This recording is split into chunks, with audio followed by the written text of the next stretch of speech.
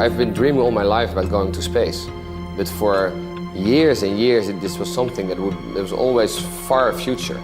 But suddenly we're not far away. Within a year our spaceship will be flying. Within 2 years, or a little over 2 years, we will start taking people to space commercially.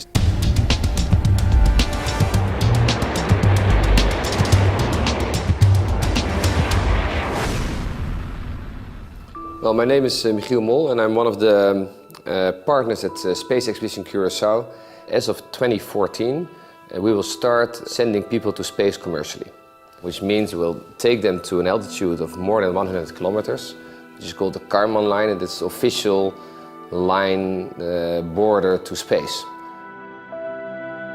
As a little kid, I had a few passions, and one was cars, computers and computer games, and space. I started this first company, Lost Boys, in the computer games and the internet industry. I got my own Formula 1 team and I'm involved in this space expedition. It's like a dream come true. At this moment there are 2 companies in this area. One is Virgin Galactic of Richard Branson and the other one is SXC, our company. There are a number of things that are different. We have 1 passenger who sits next to the pilot, you're like the co-pilot, compared to with Branson, who has 6 people in the back.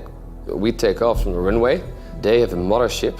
It'll take you to an altitude of 12-13 kilometers. Then it drops the spaceship, and then the rocket engine fires, and then it goes up straight up into the air. Our ticket price is $95,000 US. Theirs $200,000. We are seen as real pioneers. There are only 2 companies in the world doing this. And the most important part, the engines, they are finished. The engines are what really makes this something different, a game changer, as we say. The engines are the first rocket engines in the world that you can start, stop, and start again if you want to.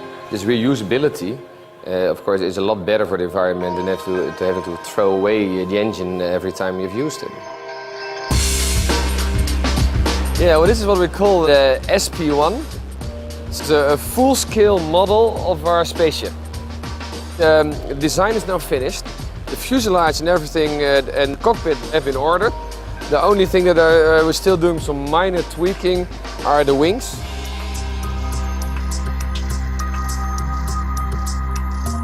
We're at the Desdemona training facility. This is one of the places where we train our future astronauts to learn how to deal with G-forces, to give them a simulation of the actual space flight. When you go to space, I think it's better to have at least experienced some of those elements already before you go to space, so that you can enjoy the view more once you're there.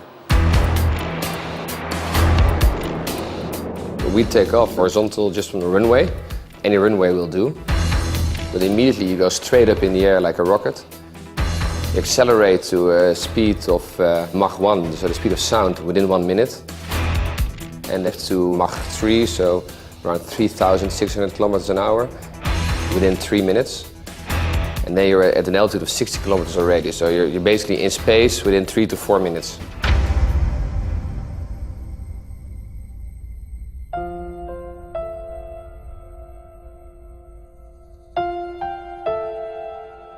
When I talk to other astronauts who have been into space, they all say the same. It's a really life-changing experience to have seen Earth from space with its really tiny thin layer of atmosphere surrounding it. It's something that changes your perspective on life and the Earth itself. It makes you an ambassador for Mother Earth, so to say.